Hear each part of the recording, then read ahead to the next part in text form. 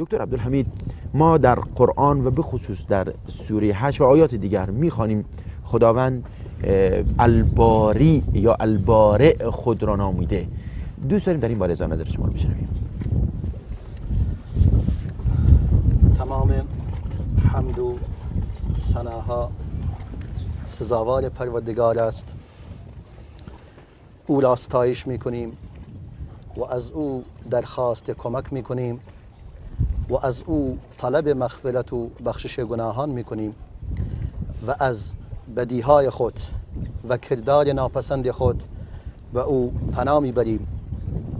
هر کس پروردگار او را هدایت کند کسی او را گمراه نمی کند و هر کس پروردگار او را گمراه کند کسی او را هدایت نمی دهد.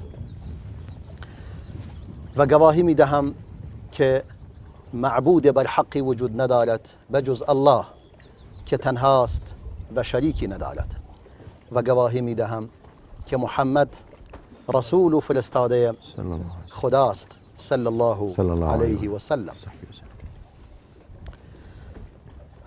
بعد از این مقدمه بهترین سخن خداست و بهترین هدایت محمد است صلی الله علیه و سلم و بدترین چیزها اون نوآوری ها هستند و تمام نوآوری در دین بدعت است و هر بدعتی گمراهی است و هر گمراهی در آتش جهنم است.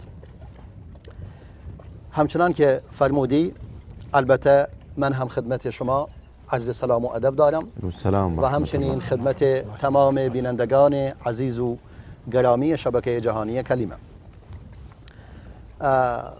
مطلبی که فرمودی در این ماه مبارک رمضان و در این فضای روحانی جای خود دارد که سعی کنیم بیشتر به شناخت پروردگار ذوالجلال پی ببریم تا این شناخت سبب شود ما بیشتر کمالات او را درک کنیم و صفتها و اسمهای او را بشناسیم که سبب شود او را بهتر بندگی کنیم.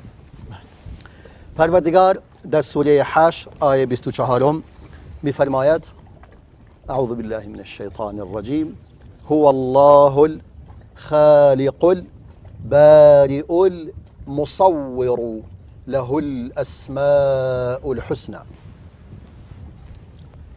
میگه پروردگار همان پروردگاری است، الله همان ذاتی است که خالق است، که باری است، که مصور است. در اینجا باید بدونیم چاره ای نداریم که باید برای تشخیص خالق و باری و مصور ناچار هستیم اشاره به هر ستاره بیندازیم. بله.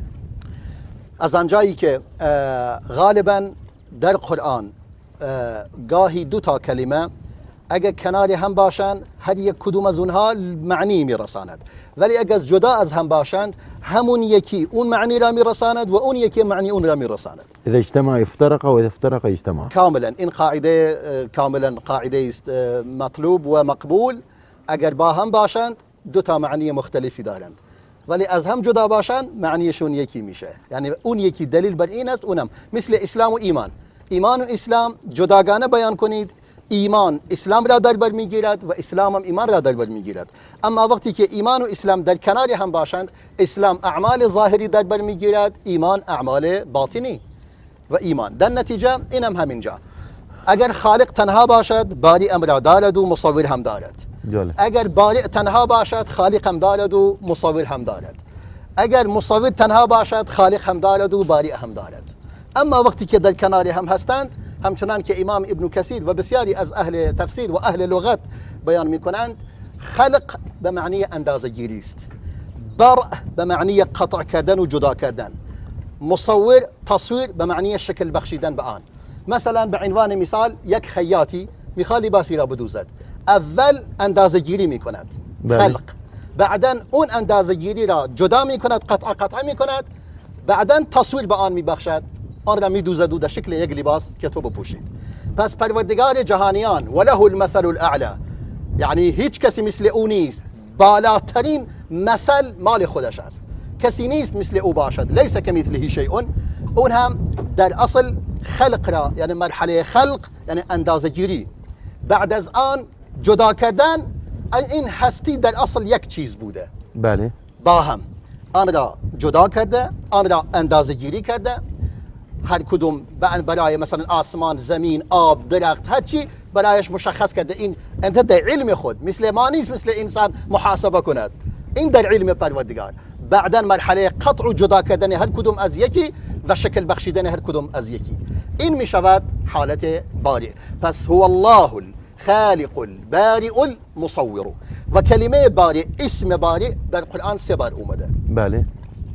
یک بارش 2 بار در سوره بقره در یک آیه و یک بارم در همین سوره حشر.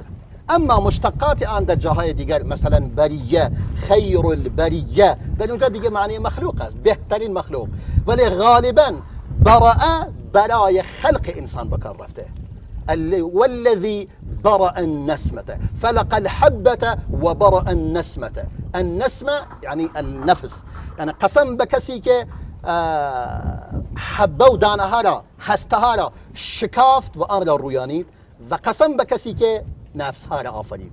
جالب. نتیجتا برع بیشتر برای مخلوقات جاندار و مخصوصا انسان. در مورد حضرت عیسی در سوره مائده میخوانیم یا در سوره آل عمران هم بگمانم باشه، ابرئ الاکمه والابرص. ابرئ، این ابرئ یبرئ، این بله. برئ یبرئ، باب بله. افعال است. بله. ابرئ یبرئ، اونم هم اینی ابرئ الاکمه، این برع باز هم قطع است، معنی قطع در آن وجود دارد. بله. چون اون شفا مثل که این مرض و بیماری را برطرف میکند، قطع میکند.